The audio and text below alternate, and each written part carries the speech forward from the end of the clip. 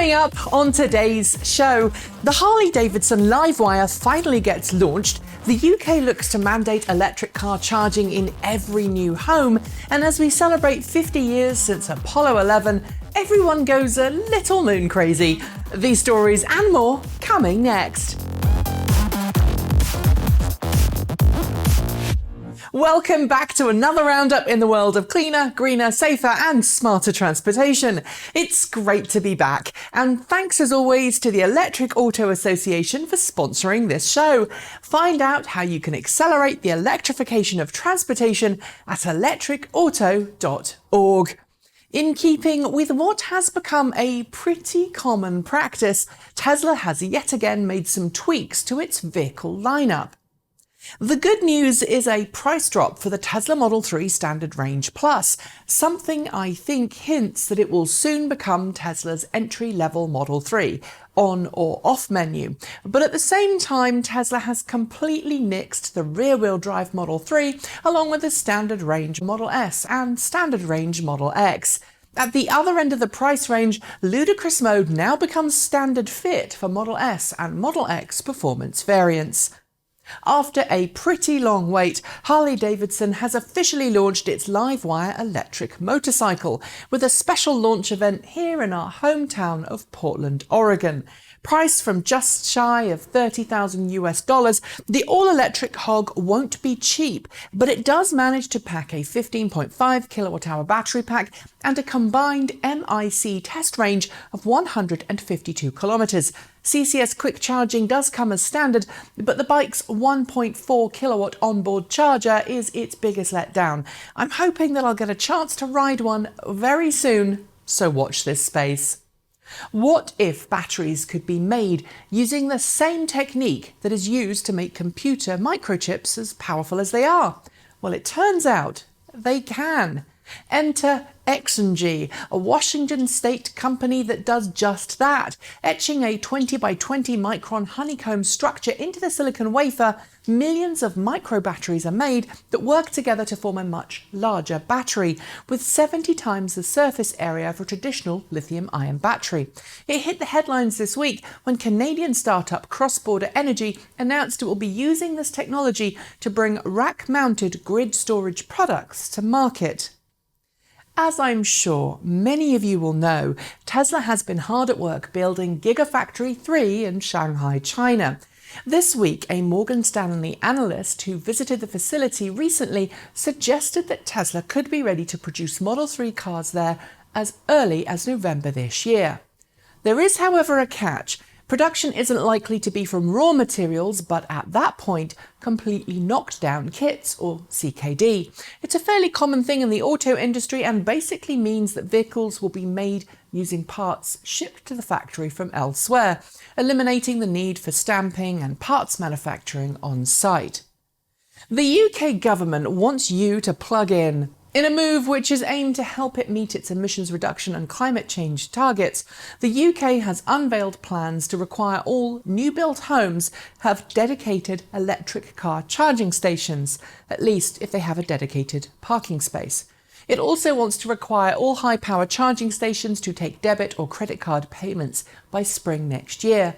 The fly in the ointment, many new-build housing developments in the UK today don't have dedicated parking for residents, so they may not fall under this new proposed regulation. School may be out for the summer, but the California Energy Commission has just awarded nearly $70 million to help remove smelly diesel school buses from the state's roads. Instead, it's replacing them with all-electric models. Called the School Bus Replacement Program, the Energy Commission has provided more than $94 million in total to date to help fund new school buses in 26 Californian counties. The majority of the funds have gone to low-income, disadvantaged areas where air pollution is traditionally the worst. Eastern European Tesla fans rejoice! Tesla has started to roll out Tesla service centres and supercharger coverage across the region, and according to Elon Musk, will be doing so as quickly as possible. The first Polish Tesla service centre opened this week, and while Twitter was full of happy Eastern Europeans celebrating in the news, it also led to several replies from Tesla fans in other parts of the world who are feeling left out. Which got me thinking, where would you like to see more Tesla sales, service and charging locations? Let me know in the comments.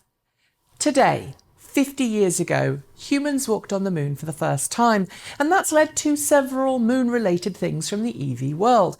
This included Volkswagen, who launched a new ad in which it likened its push towards electric cars as being like a moonshot goal.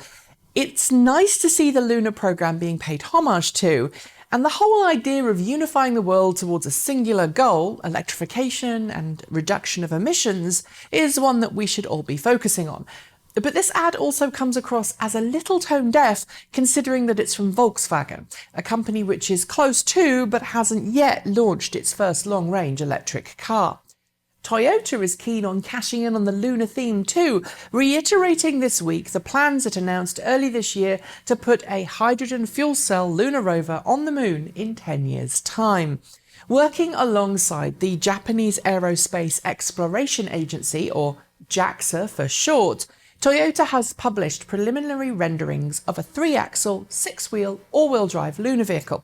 That said, it looks more like something out of The Martian than it does the previous lunar rover, and Toyota itself admits that there are so many technical requirements that it must meet that the hydrogen fuel cell vehicle that ultimately makes it to the moon will likely look very different. And now it's time for Short Shorts. Energica has announced a new partnership with Del Auto to develop and build new powertrains that can be used in small and medium-sized electric motorcycles. Del Auto, a Tier 1 motorcycle parts supplier, supplies parts to many mainstream motorcycle brands. Audi has officially begun modification work at its Bollingerhofer production facility, where it makes its R8 supercar, ahead of the planned start of production of its Audi e-tron GT. Audi says the e-tron GT will begin rolling off the production line in late 2020. A UK charity called Riding Sunbeams is spearheading a pilot project next month, which will see a small array of photovoltaic solar panels connected directly to the rail network. While the trains won't be powered using it yet, that's the ultimate goal. Porsche has confirmed that while the Taycan electric sedan will launch with 250 kilowatt DC quick charging capabilities, it aims to increase that to 350 kilowatts within a year of launch, meaning a full charge will take just 15 minutes. Honda has confirmed that it's developing a series of new electric vehicles for the North American market.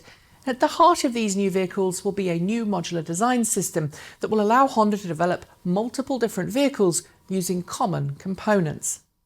Nissan has officially launched its first pickup with rapid charging and a range of 403 kilometres. The bad news? It's only available in China and has a pretty paltry top speed.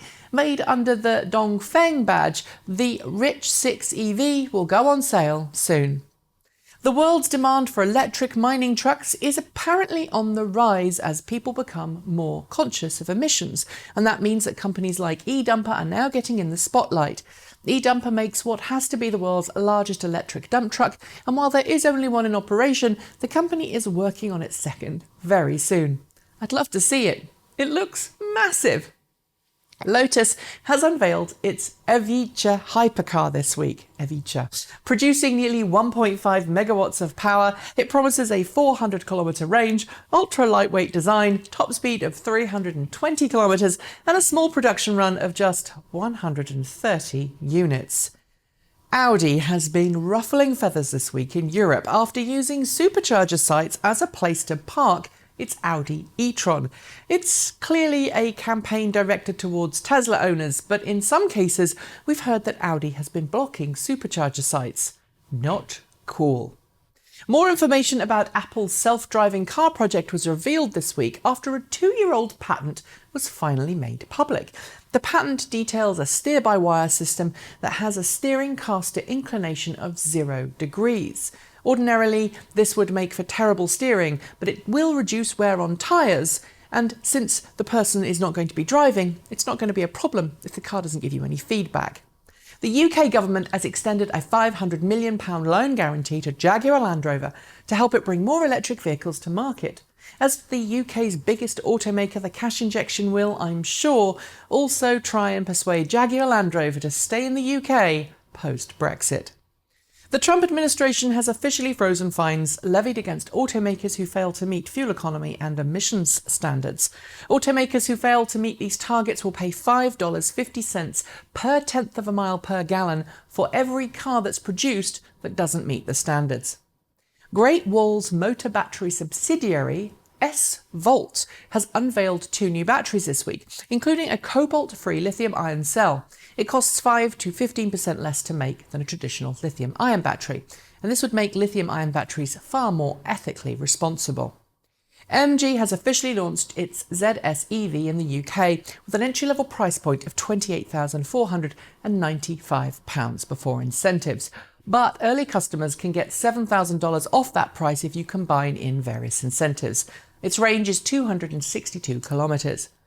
Toyota has been busy this week in the electric vehicle space, inking a deal with Chinese company CATL to develop and recycle a new range of electric car batteries, as well as joining forces with BYD to produce electric cars together in China.